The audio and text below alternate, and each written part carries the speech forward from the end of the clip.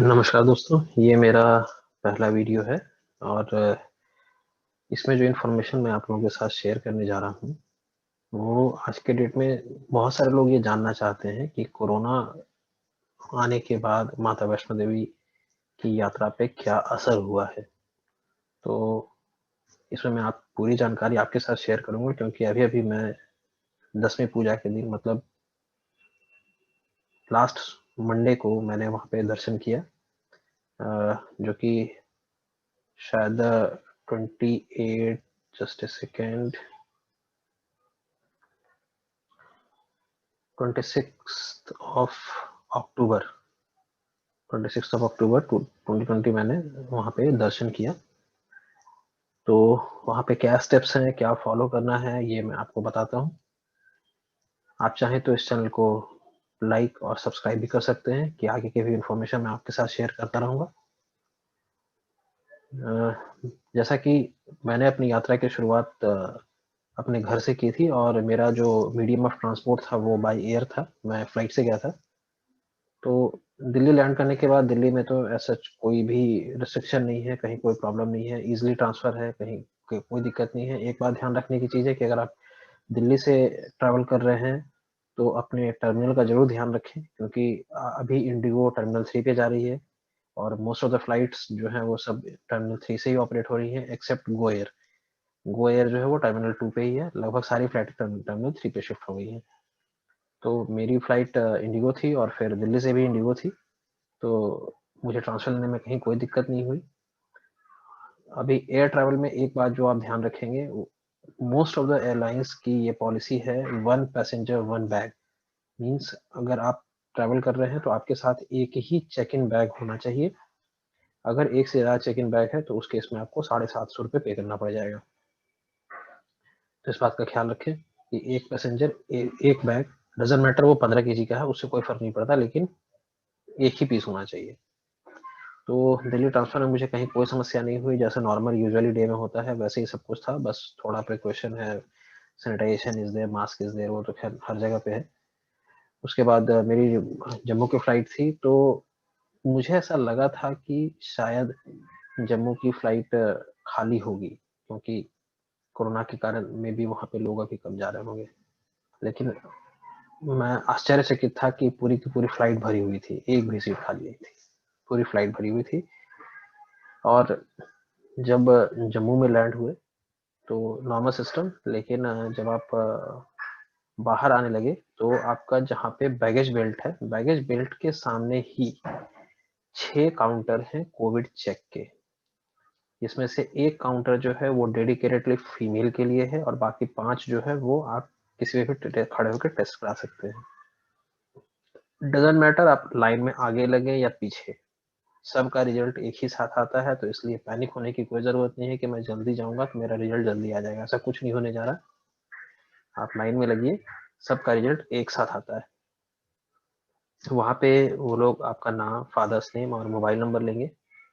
उसके बाद आपका सैंपल कलेक्ट करेंगे, जो कि रैपिड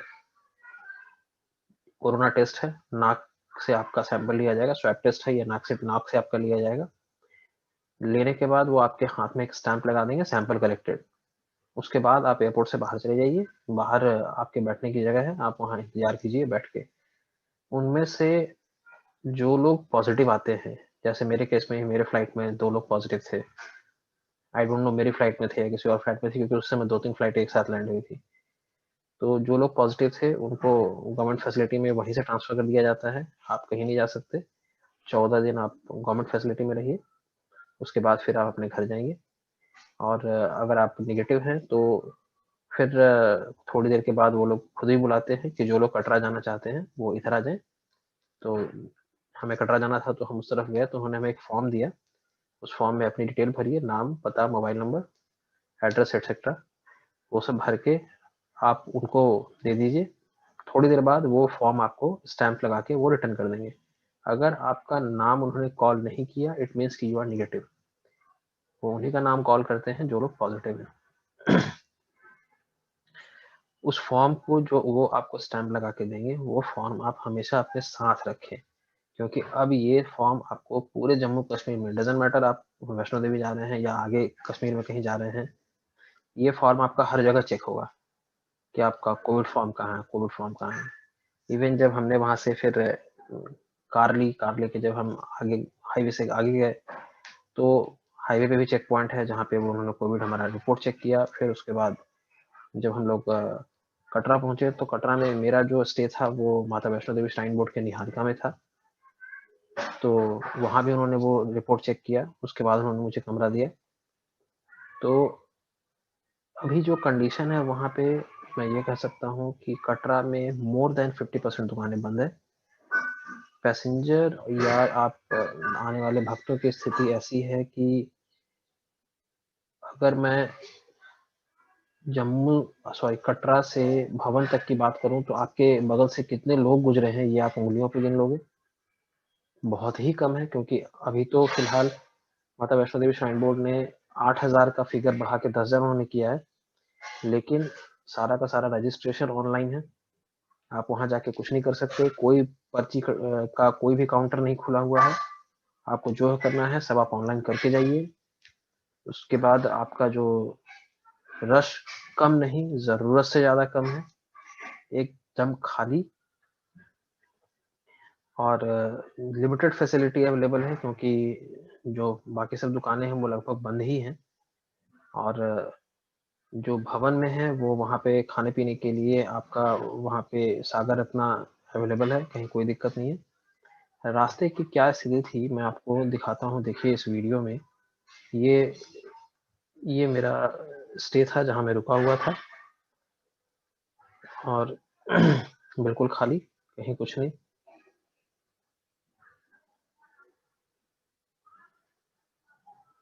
ये माता का भवन का सामने ये त्रिकुटा पर्वत।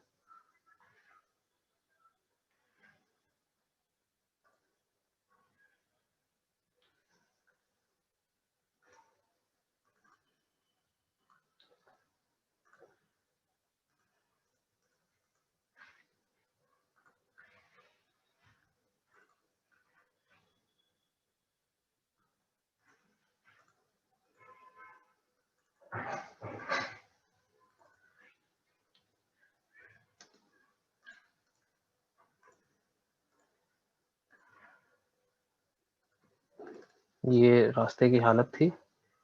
सिर्फ हम 6 लोग थे, जिसमें से 3 आगे आपको दिख रहे हैं, एक मैं था, और बाकी जो 2 लोग थे वो मेरे पीछे थे। रास्ता बिल्कुल खाली, कहीं कोई भीड़ नहीं। और ये जो तस्वीर है, ये जो आप वीडियो देख रहे हैं, ये सांझी छत से भवन जाने की तस्वीर है, पुराने वाले रास्ते की। कि अगर आप नॉर्मल डे में जाते तो इस रास्ते पे चलने की जगह नहीं होती है। क्योंकि रश नहीं था तो इसलिए हमें हेलीकॉप्टर की टिकट बहुत आसानी से मिल गई थी। मैं कटरा टू भवन सांझी छत में हेलीकॉप्टर से गया था, फिर वहां से पैदल मैं अपने रूम तक गया था, जो कि वहां पे वो भी मुझे इजीली मिल गया था, कहीं कोई दिक्कत नहीं हुई थी।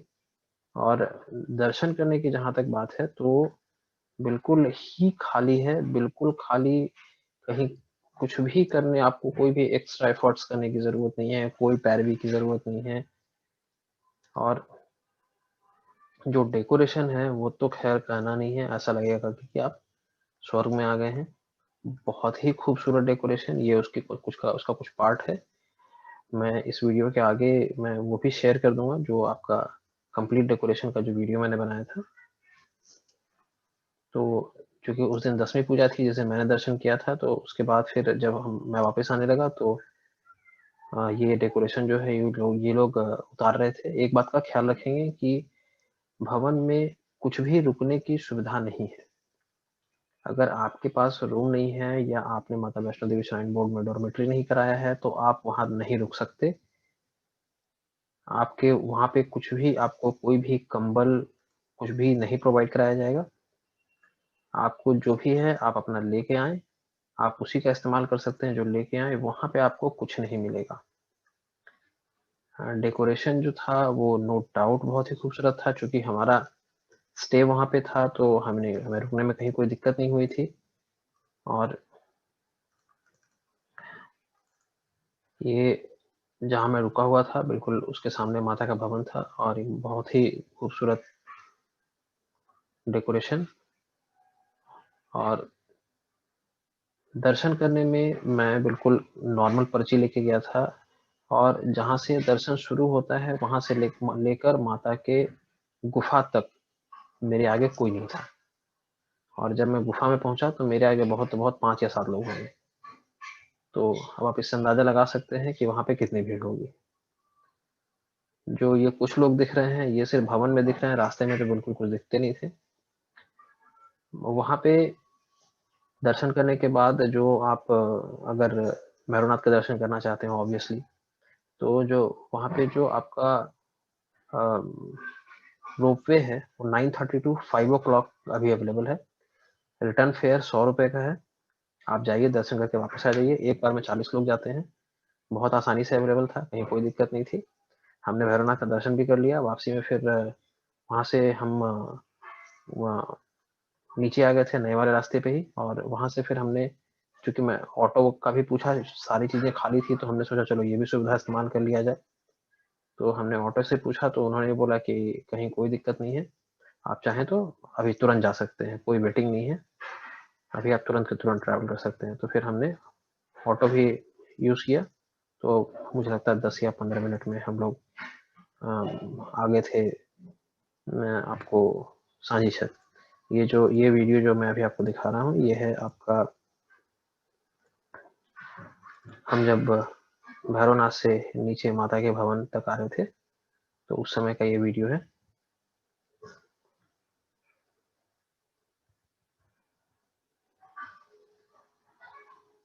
रोपवे जो है बहुत सेफ है, कहीं कोई दिक्कत नहीं है, आसानी से जा सकते हैं। चूंकि अभी कोविड टाइम है तो बच्चे और ओल्ड एज पर्सन अवॉइड करें ट्रैवल करना। वैसे वहाँ पे तो बच्चे भी थे, मैंने गोद के बच्चों को देखा वहाँ पे। मैं भी सरप्राइज था कि पता नहीं लोग रिस्क क्यों ले रहे हैं। लेकिन बाकी जो माता वैष्णो देवी श्राइन बोर्ड की जितनी भी फैसिलिटीज हैं, उन्होंने बहुत ही अच्छा इंतजाम किया है, और कोविड से रिलेटेड जो भी प्रोटोकॉल्स हैं उनको स्ट्रिक्टली फॉलो करते हैं वो लोग। तो इसलिए कहीं कोई समस्या नहीं हुई, कहीं कोई दिक्कत नहीं हुई। तो आप चाहें तो बिल्कुल आप जा सकते हैं, कहीं कोई दिक्कत नहीं है। अगर आप निगेटिव हैं, कोविड निगेटिव है, इनफैक्ट अगर आप पॉजिटिव हुए भी हैं और आपका 1 आध 2 महीना हो चुका है तो आप जा सकते हैं। लाइक मैं भी पॉजिटिव हो गया था और फिर मैं निगेटिव था, कहीं कोई दिक्कत नहीं मुझे आने जाने में। तो डेफिनेटली जाइए, वहाँ दर्शन कीजिए। बहुत ही अच्छा समय है दर्शन करने का, और बिल्कुल खाली है। तो ये मेरे हिसाब से ये एक सही समय है माता का दर्शन बहुत ही आराम से करने का। तो आप जा सकते हैं। अगर कोई और भी कोई क्वेरी हो तो डेफिनेटली यू कैन आस्क, आप मेरे से पूछ सकते हैं, कहीं कोई दिक्कत नहीं है। मुझे बहुत खुशी होगी आपको बताने में। वापसी की टिकट भी मेरी फ्लाइट से ही थी, तो जम्मू एयरपोर्ट पे सेम सिस्टम, जो भी कोविड के प्रोटोकॉल्स हैं वो लोग फॉलो कर रहे हैं। और वापसी में दिल्ली आया, दिल्ली में कहीं कोई दिक्कत नहीं हुई। तो आप अगर चाहें तो अपनी यात्रा कर सकते हैं, अभी सही समय है, खाली है, कहीं कोई दिक्कत नहीं है। फैसिलिटीज लिमिटेड है, तो इसलिए ये थोड़ा ध्यान रख कर जाएंगे कि पहले वाली बात नहीं है कि ट्रैक पे सब कुछ अवेलेबल है।